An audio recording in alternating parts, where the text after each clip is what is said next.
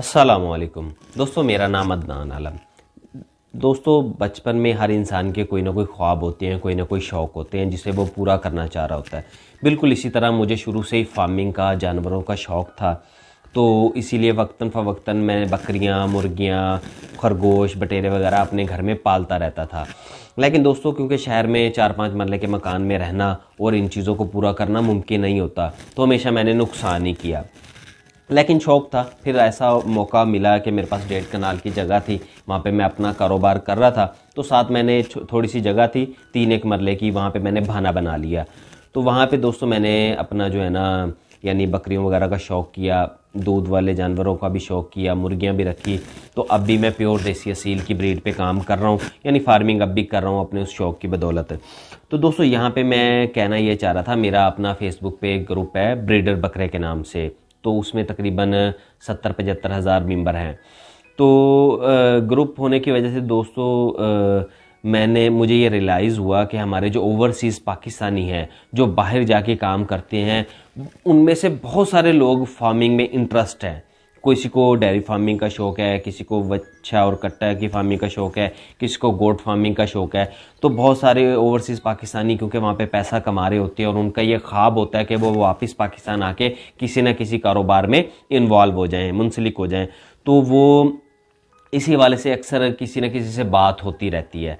तो दोस्तों, कल ही मेरी एक भाई से बात हुई है। वो कुवैत, उन्होंने काफ़ी अरसा काम किया है, तो कुवैत से वो वापस आ गए काफ़ी अरसे बाद, यानी कि उन्होंने वो काम करके वो वापस आए। तो उन्होंने प्रॉपर्टी के काम में उन्होंने जो है ना इन्वेस्ट की यहाँ आके।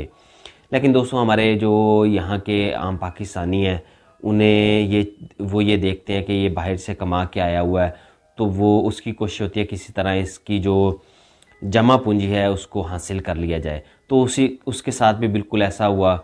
बहुत सारे धोखे हुए, बड़ी उनके साथ ट्रेजेडी हुई, जिसकी वजह से उन्होंने अपना जितना भी सरमाया था वो ज़ाया कर चुके थे। तो मुझे कह रहे थे कि अदनान भी, मेरे पास तकरीबन 2-2.5 लाख हैं, तो आप जो फार्मिंग कर रहे हैं प्योर देसी की, आप हमें इनका चूज़ा दें ताकि मैं अपना जो है ना इनको पाल के कल को 4 माह बाद इनको सेल करके अपना कोई कमाई का ज़रिया बना सकूं, क्योंकि मेरे आजकल हालात ख़राब हैं। बस यही मेरे पास आखिरी 2-2.5 लाख रुपए हैं। दोस्तों, 2023 में आपको पता है 2-2.5 लाख की इतनी कोई अहमियत है नहीं। लेकिन फिर मैंने उन्हें एक बात की, मैंने कहा देखें, फार्मिंग कोई भी हो, चाहे वो मुर्गी की हो, बकरी की हो, डेयरी की हो, जो भी हो, वो आपको पहले 1-2 साल तो फ़ायदा देती ही नहीं है। और आपकी जो इन्वेस्टमेंट है वो वैसे भी 2-2.5 लाख है। इसमें मैं आपको बिल्कुल मशवरा नहीं दूंगा कि आप ये काम करें, क्योंकि पोल्ट्री है, अगर एक मिसाल है, आपसे चूज़ा नहीं संभलता, आपका ज़ाया हो जाता है, तो आपकी तो इन्वेस्टमेंट ज़ाया हो जाएगी। आप यानी कि दोबारा एक किस्म का रोड पे आ जाएंगे। तो उन्होंने कहा अदनान भी, आप इस तरह करें कि हमें 1 महीने का चूज़ा प्रोवाइड कर दें, ताकि वो जो उनकी इब्तदाई अमवात हैं वो आपकी हवाले से रुक जाएंगी, क्योंकि आप एक्सपर्ट हैं, आप हमें 1 महीने का चूज़ा दे दें। मैंने फिर उन्हें कहा कि 1 महीने के चूज़े के बाद गारंटी नहीं होती कि वो उसमें बीमारी नहीं आएगी। बात यह है कि आप बिल्कुल अनएक्सपीरियंस बंदे हैं। अगर मैं आपको 1 महीने का दे देता हूँ और अल्लाह ना करे फिर भी कोई प्रॉब्लम आ जाती है, तो फिर आप क्या करेंगे? पैसे तो आपके फिर भी ज़ाया हो जाने हैं। तो ये जो है ना, मैं आपको इसका भी मशवरा नहीं दूंगा, बल्कि आप किसी भी फार्मिंग की तरफ ना आए। आप कोई ऐसा काम करें जिसकी कल को यानी कि इस तरह आपके पैसे ज़ाया ना हो। जिस तरह मैंने उन्हें कहा कि आप सोलर के काम में की तरफ चले जाएं। वो लाहौर के रहने वाले हैं। सोलर में ये है कि आजकल माशाल्लाह उसकी मार्केट भी है, उसकी डिमांड भी है। आप उसमें इन्वॉल्व होने की कोशिश करें, मुझे उम्मीद है आपको उसमें से कोई ना कोई रोज़गार मिल जाएगा। तो उन्होंने कहा चले मैं देखता हूँ, कोशिश करता हूँ। तो उसके बाद फिर मेरे जहन में एक बात आई, मैंने उन्हें मशवरा दिया। मैंने उन्हें कहा कि आप इस तरह करें कि आप लाहौर के रहने वाले हैं, बादामी बाग जहाँ मुर्ग मंडी है, आप उसके करीब हैं या दूर हैं? उन्होंने कहा नहीं, मैं उनके करीब ही हूँ। तो मैंने कहा आप ना नमाज के बाद, फजर की नमाज के बाद अपनी मंडी 2-3 दिन जाएं, वहाँ हालात का जायज़ा लें, वहाँ पे देखें खरीदो फरोख्त कैसे हो रही है। जब आपको 3-4 दिन में ये चीज़ समझ आ जाए ना, फिर आप मुझे बताइएगा। हमारे यहाँ जो फार्मर हमारा माल तैयार कर रहे होते हैं, हम उनसे टोकरे जो होते हैं जिनमें से तकरीबन 1-1.5 मन माल आ जाता है, हम वो 1 या 2 क्रेट बना के आपको यहाँ लाहौर के लिए रखवा देंगे। वो गाड़ियाँ वहीं बादामी बाग आके रुकती हैं, आप उन्हें उतरवाइएगा और मंडी ले जाइएगा और वही तैयार माल आप सेल कर दीजिएगा। उसमें आपको होगा क्या देखें, जब आप का माल जाएगा उसमें से आपको, एक मिसाल है, आपने 50,000 का वो माल लिया है।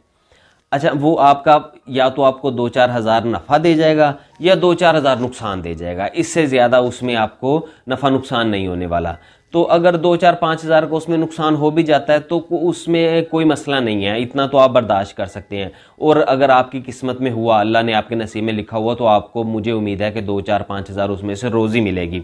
अगर आपको वो 2-4 दफ़ा उस काम को करें, अगर आपको वो काम समझ आ जाए तो फिर आप ये वाला सिलसिला कर लें कि तैयार माल उठाएं, मंडी में ले जाएं और उसे सेल कर दें।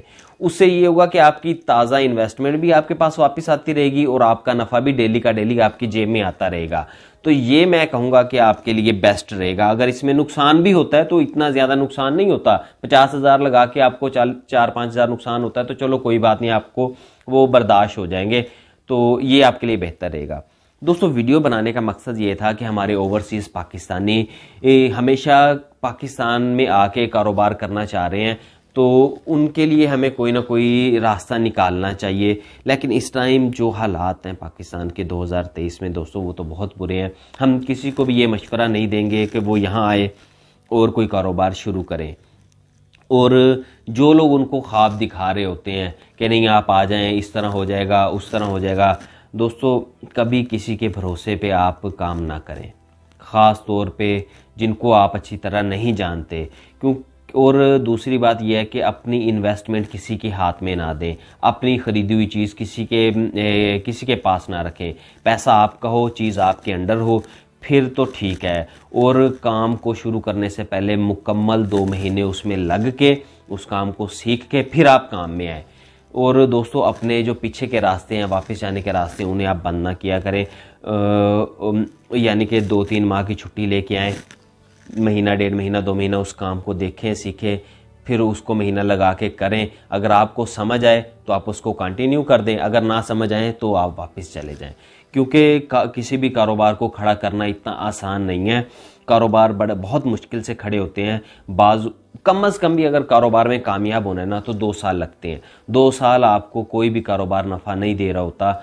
बहुत कम चांसेस में ऐसा होता है कि वो आपको नफ़ा दे रहा होता है। कारोबार को स्टैंड करने के लिए, मुझे जहाँ तक मेरा एक्सपीरियंस है, आपको 2 साल लग जाते हैं और 2 साल बाद ही कारोबार आपको कुछ ना कुछ देना शुरू होता है। तो मेरी आप सबसे गुजारिश है कि जितने भी हमारे ओवरसीज़ पाकिस्तानी हैं, वो उनके दिल बहुत अच्छे होते हैं। वो बाहर रह के थोड़े नरम हो चुके होते हैं और हर बंदे पे ना वो एतमाद कर रहे होते हैं, और उसी वजह से ही बहुत सारे लोग मार खा जाते हैं।